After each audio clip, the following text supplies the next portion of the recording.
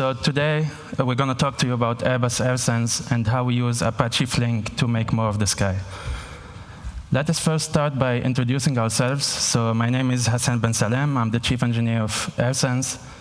My background is in computer science, but I'm an aviation and aerospace geek. And my name is Jesse Anderson. I'm the managing director of Big Data Institute, and I work together with Airbus on this project. So we'd like to first start with the main takeaways. So these are the 3 points that we'd like you to remember at the end of this talk.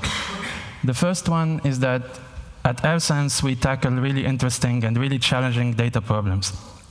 And this is not only because of the size of the data quality, the number of messages that we have to deal with, but also the analytics that we have to extract out of that data. So we work in the airspace traffic management, and in this field, there is a lot of room for optimization. So we see a lot of need and a lot of potential to run optimization algorithms, and this is the kind of services that we're trying to build. I'm sure most of you have experienced delays over the last year, and actually, most of those delays are avoidable problems. So the main question we want to answer in this field of air traffic management is, how do we get you from your origin airport to your destination as safe as possible, as efficient as possible, and to keep it on time? And we're impacting billions of passengers in this field, which makes it a really relevant and interesting field to work on, and makes the challenges that we're trying to tackle interesting to look at. And the third point, and Jesse will go more in details for that, is how we utilize Flink for our real-time processing. So how did we integrate Flink into our pipeline, and how did we run all our analytics on Flink? So to set a little bit the context, we start with some numbers about air transportation. So globally, there are 56,000 routes, so that's point-to-point connections. And these routes serve about 3.6 billion passengers per year. So that's not individual humans, but if one person does multiple flights, he counts in these, all those flights count in this number. But the system overall is moving 3.6 billion passengers. And to support all these routes and all these passengers, we have to keep our aircrafts flying for quite some time.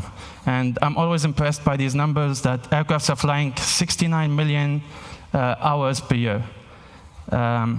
So as I said, the delays and the issues are usually coming from a system that is at capacity at certain times. So most of the delays are avoidable, but they're also due to the extreme load that we have on the system and to the huge number of passengers that we're impacting. This is the kind of challenges that we have to deal with, and this is the kind of data that we work on, and I will get more into details for that. But we're also working hard on this project to prepare for the future. We know the air traffic demand will double in the next 15 years. And in those years, we will not build twice as many airports. We will not hire double the number of air traffic controllers. We will not build twice as big aircrafts. So we really have to squeeze every bit of performance out of the system, and we have to be prepared from now to have decision support and to have some sort of intelligence on top of the traditional air traffic management.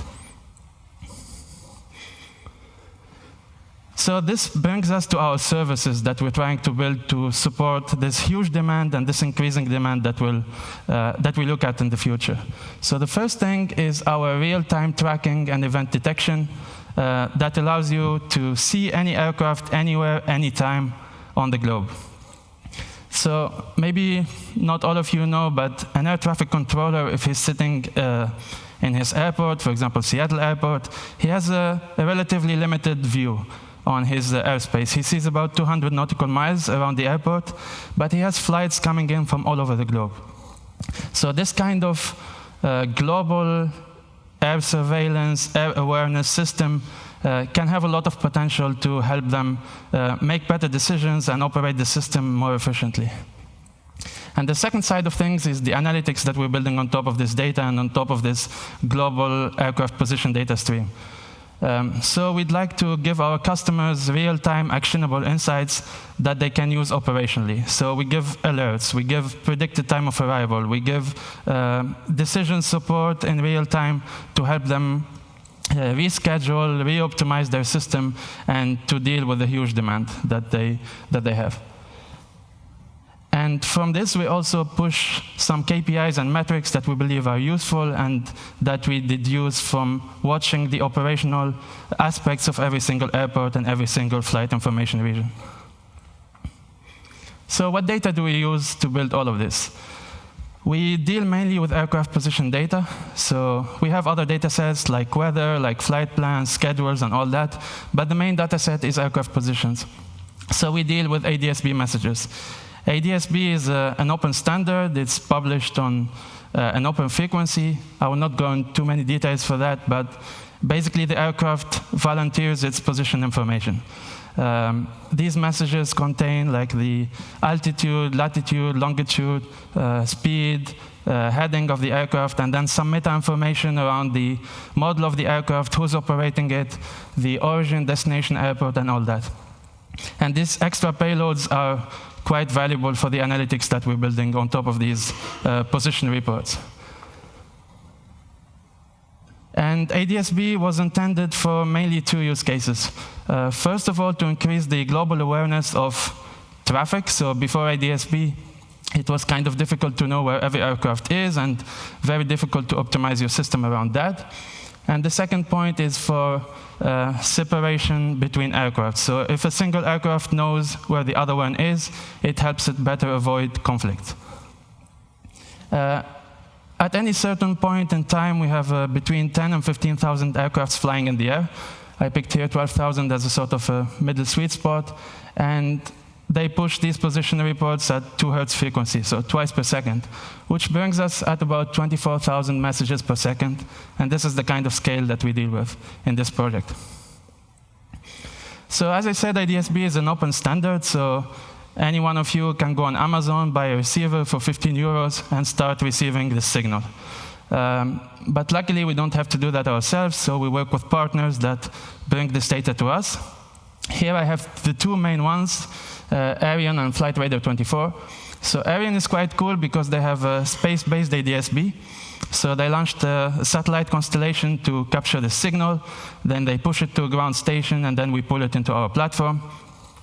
And Flight Radar 24 operates now the largest crowdsourced network of ground receivers. So they have volunteers all over the world hosting receivers. You, if you're living in an area where they have low coverage, you can call them up, propose to contribute to this network, and they might send you a receiver. And we ingest all this data into our platform. We combine it, we clean it up, and then we run some algorithms to improve data quality, to do some trajectory smoothing and all of that. Process it, so look at the enrichment that is coming from the different providers, how do we integrate it into the overall picture, and then build the analytics that we want to extract on top of that. And these analytics can be like Airbus proprietary algorithms for fuel burn algorithms, for example, or looking at the predicted time of arrival, looking at some optimization techniques that we apply on that, and we push that out to our customers.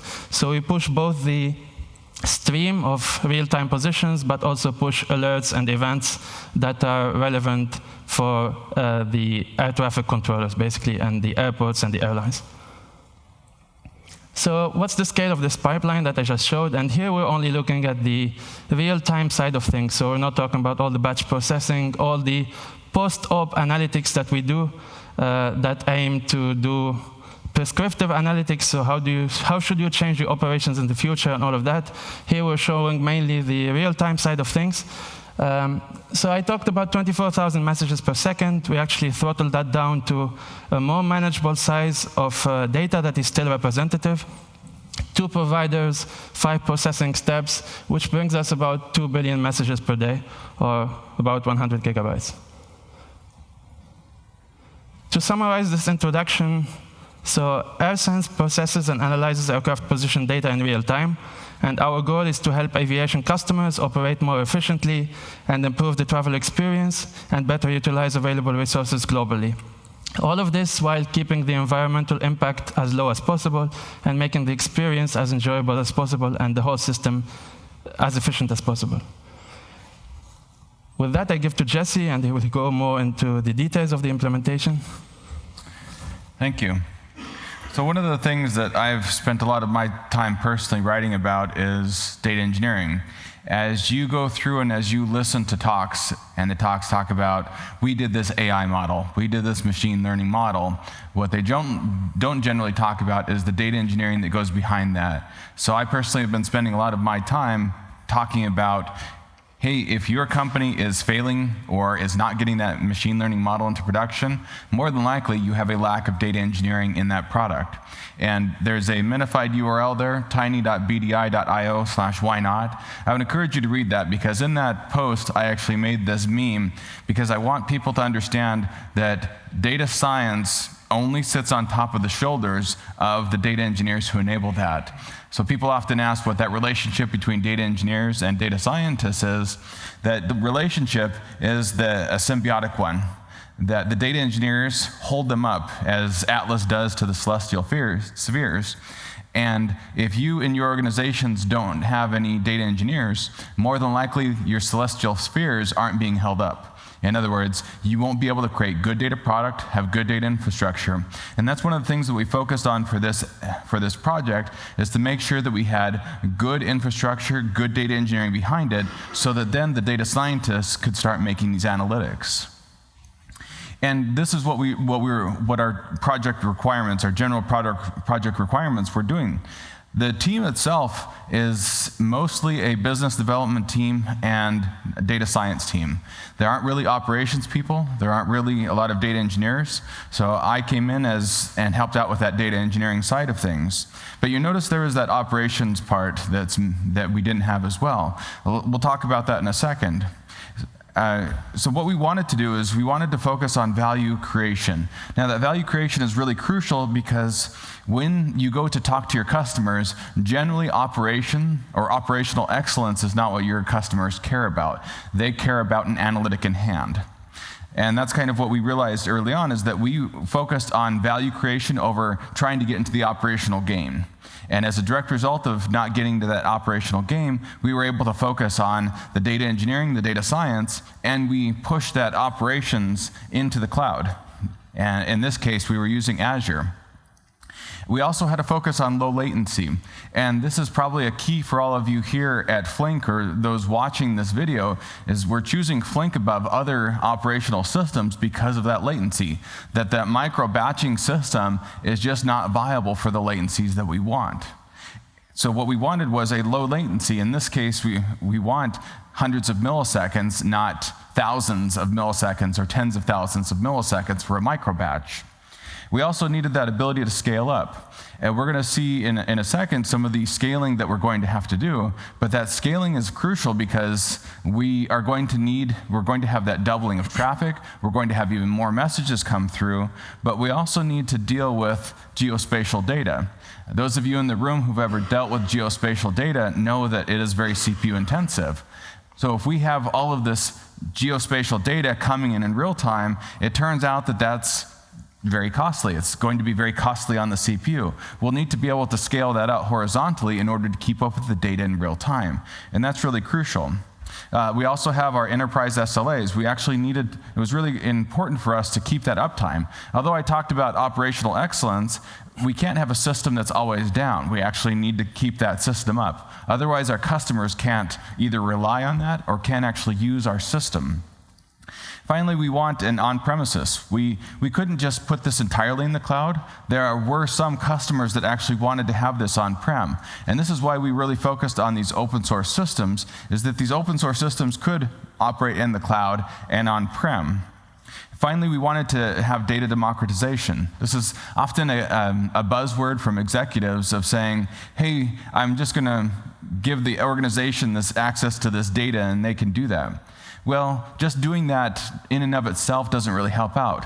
You have to make sure that the data is good, the data product is good, and that you have the infrastructure. Once you have all three of those things, yes, by all means, democratize that data, but it isn't just saying, here's this CSV out there, and go knock yourselves out. Doesn't work really that well. So let's talk about our implementation a little bit. As I mentioned, we used Azure for this project. If you didn't already know, Azure actually has event hubs, which is kind of like Kafka, and they actually have an API surface of Kafka.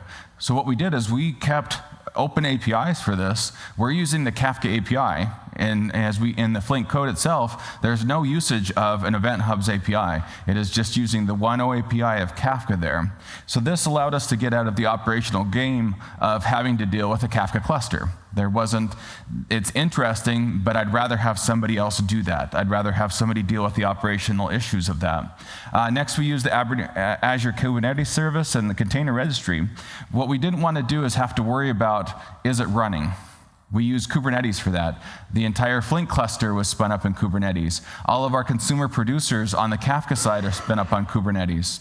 And what we did is we created a fail-fast sort of mentality where we're relying on the replica sets in Kubernetes to say there's going to be a minimum of n processes running for this. And if we die on purpose, it's going to be a new one is going to be spun up. So what we do is when there's an error, we will actually die and log the error, and then die, exit, so that Kubernetes will spin that up for us again.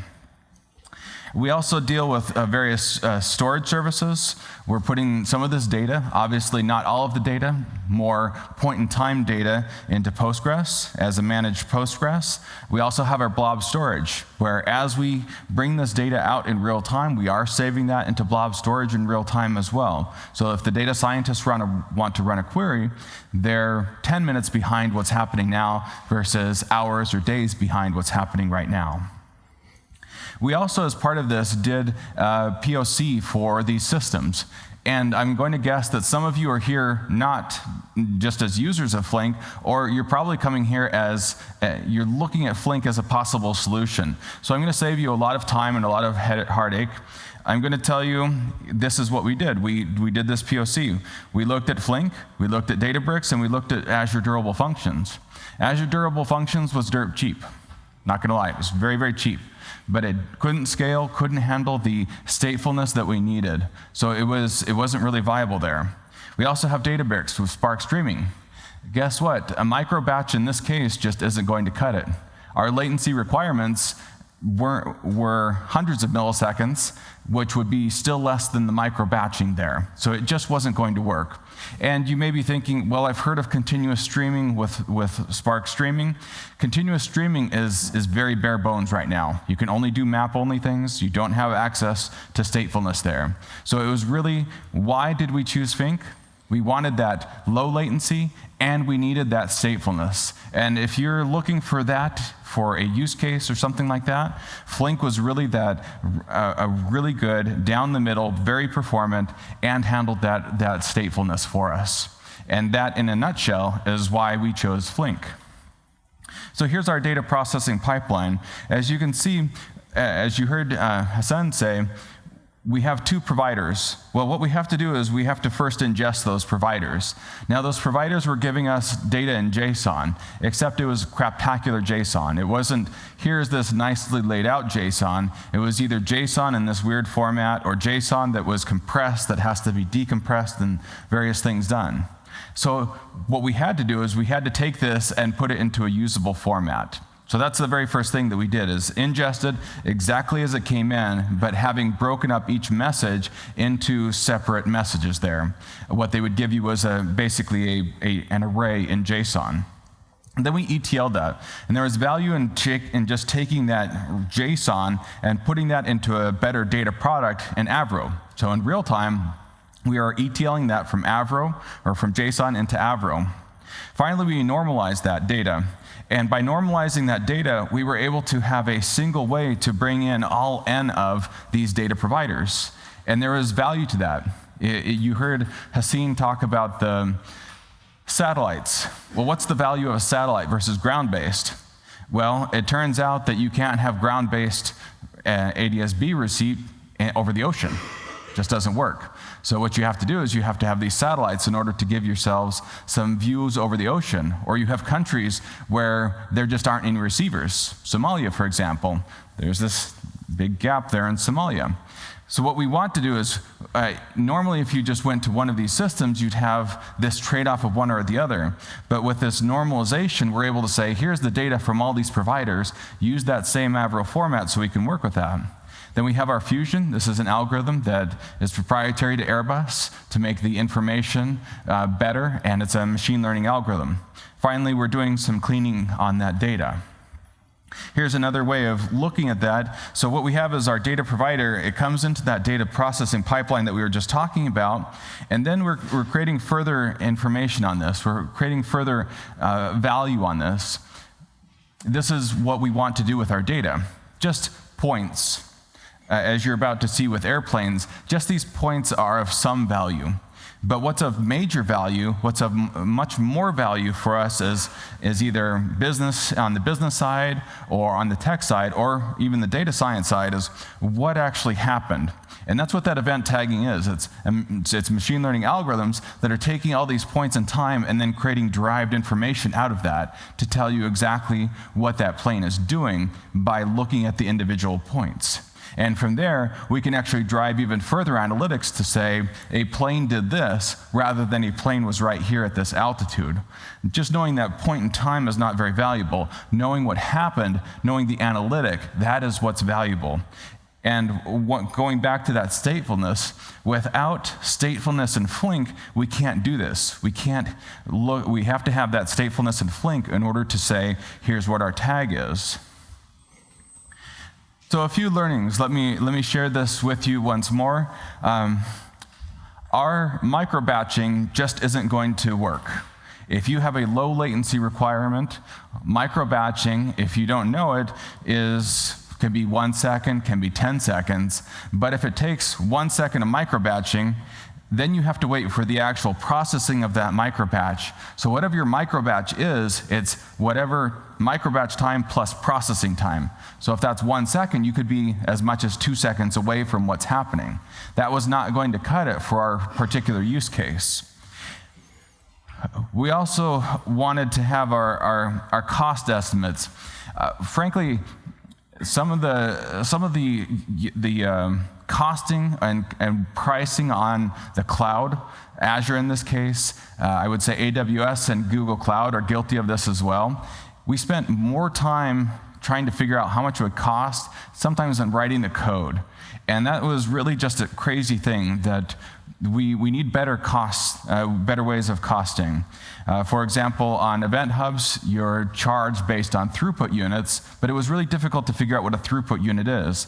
I would hold out Google Cloud's PubSub as a much better way of saying, we're going to charge you based on messages. And I think that's a much, much easier way of figuring out your costs. We also used previews. When event hubs first came out with that Kafka API, that was in preview, and we were able to go through and use that, but it was a preview quality. Things that worked well for us, preferring those managed services, it saved us a lot of time. We focused on value creation, not on operations. And sometimes people will push back and say, but Event Hubs is costly, but this managed service is costly. It's not as costly as a person, and it's extremely not as costly as your opportunity cost there. So really focus on that value creation there. And we did this obviously by using event hubs, but we also did it by using Kubernetes. Kubernetes helped us really advance very quickly in what we wanted to do. We also failed fast. We would use that Kubernetes in order to restart things. Finally, we used open APIs. As you saw, we had to be both on cloud and on-prem. Well, by using those open APIs, we're able to do the best of both worlds. So I think some of our focus should be on open APIs and open data that we can extract out. The thing that's running that, proprietary, open source, maybe that's an existential question, but getting it in and out, being able to move between them, maybe that's what we should really be focusing on right there. So as far as the Flink, excellent low latency, best stateful system. I say this having done it and having worked with all these other systems, but definitely what you want to do. I guess one thing I will say about Spark Streaming is it does have a better onboarding process for those data scientists. That the notebooks and such, hey, they did a great job with that. So let's wrap up, and we're going to turn it back to Hassene so that he can do a demo of what the system actually looks like.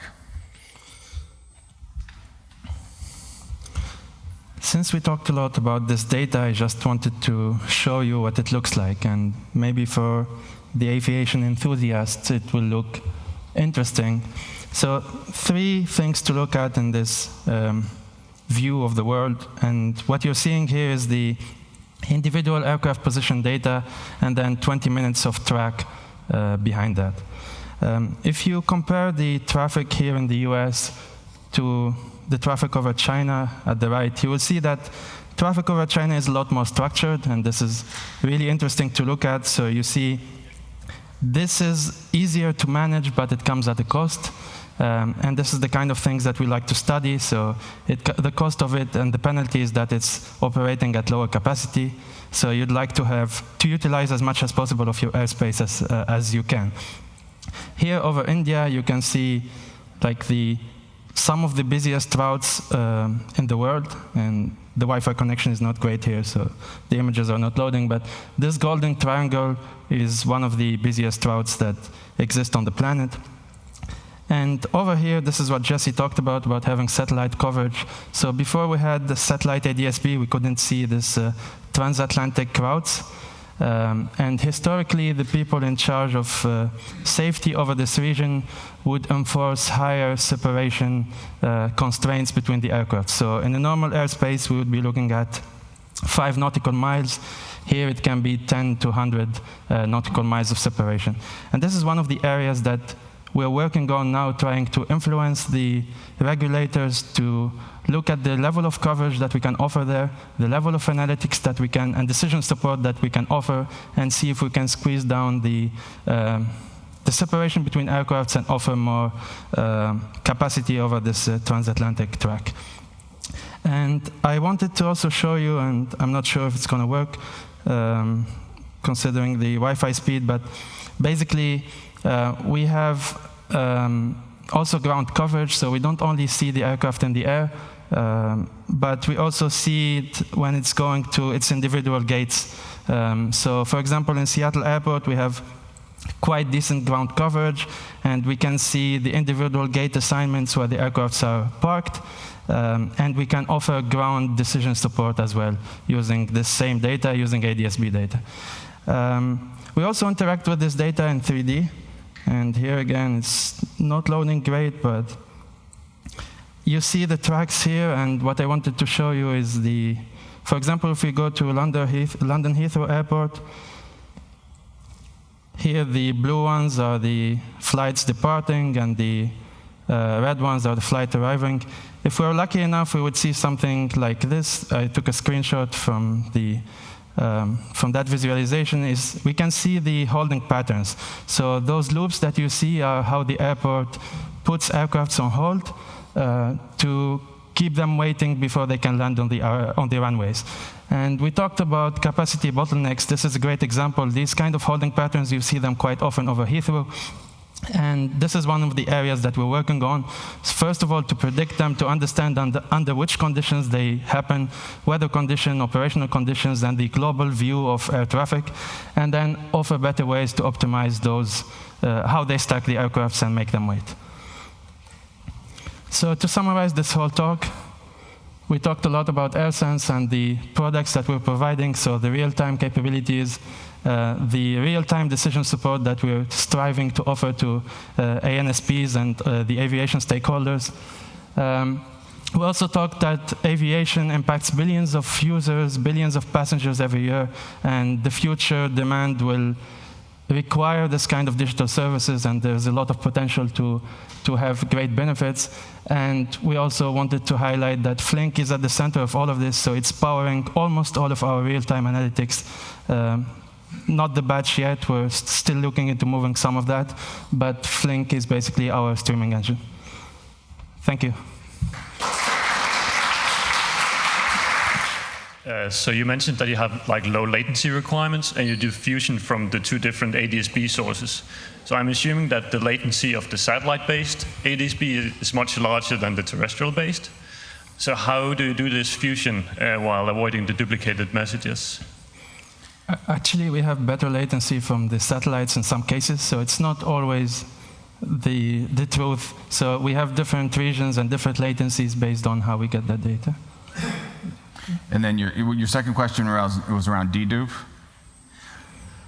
So I've looked at the providers are doing some dedupe. We're working with the providers to get the undeduped because my hunch is that they're not deduping well. It sounds like you know that and have seen that before. I think you could do a significantly better job with Flink and Kafka to dedupe. But I haven't gotten to that point yet. Are you running Flink under Kubernetes? It wasn't clear from the slide deck. Yes. And if you are, could you speak a little bit about the experience doing that? Sure. So yes, we are running Flink under Kubernetes. In fact, we haven't run Flink under anything else. If you saw my tweets, Riverica people, please give us, and Microsoft people, please give us some managed Flink, please. I would really prefer that, frankly. But yes, we have our Flink cluster running under Kubernetes. Experience with that is there's the blog post that Konstantin from Riverica wrote. He did a great job with it. It is a bit painful to do, but it's what was more painful wasn't the first set of steps. It was actually getting the state in the Kubernetes cluster to run and store that state out into blob storage. It's a bit of a pain because the instructions are specific to each service. So there's an AWS one, and there's a GCP one, and the Azure one. And so in going through that, I actually sent Konstantin some fixes for it. So he has fixed the problems that I found within that. So as long as you follow those steps, you should be able to do it relatively easily. Not gonna lie, it'll take about maybe 2 or 3 hours to do, but once you've done it, it's relatively straightforward. And then the actual pods themselves, the spinning up the pods, that was relatively easy. And then Azure's Kubernetes service is pretty good as well. The fault tolerance and the... Just a second with the mic. The fault tolerance and the scalability, part of that as well? Yes. So this is more speaking to Azure's Kubernetes service. They don't have a way to take your existing Kubernetes cluster type and change the type. They just added a beta feature of that. So basically you have to spin it up with that beta feature enabled to be able to have certain types of different ones. So there was that scalability. But you can scale horizontally with the same type just right there through the UI. And I've done that a few times. It takes about, I would say 5 to 10 minutes, not terrible amount of time, and it worked pretty well. Maybe I can pose a question. So, sure. Can you go a bit into details about the state of your application? I mean, what the state size is, what state backend you're using, checkpointing, your experience around that? Sure. So checkpointing was a funny thing to the issue that I ran into is I brought in some baggage from previous distributed systems. I have a bunch of experience with Spark streaming and a bunch of experience with Kafka. So I brought that in and I was thinking that Flink in some ways worked the same way. I just didn't know the exact ways that Flink worked different. One of those was around checkpointing and timers. So what I was doing is I was creating a timer too often instead of removing previous timers. So what happened there is that I would create just tons of timers, and a direct result, the state was way more massive. In fact, snapshotting would actually time out. So what I did is I now remove the previous timer before I put the new timer in, and the state shrunk down significantly. As a direct result of that, other problems we had was actual in-memory state was taking up too much memory, on-disk state was taking up too much. Once I fixed those issues, then the state was working much better. Checkpointing, that worked really well as well, right out of the gate. The one big issue there is, at least on Azure, when you set this up with Kubernetes, you have to make sure that you actually allocate here's the storage for state, which is a bit of a pain. Is that helpful? Thanks. I think we have time for one more question. Is Heathrow the busiest airport? Because you mentioned the holding patterns, or is there one that is busier? LaGuardia is one of the busiest ones, so they have a landing every 2 minutes, 24 hours. And there you can see really a system at capacity and some of the delay effects, why they're happening.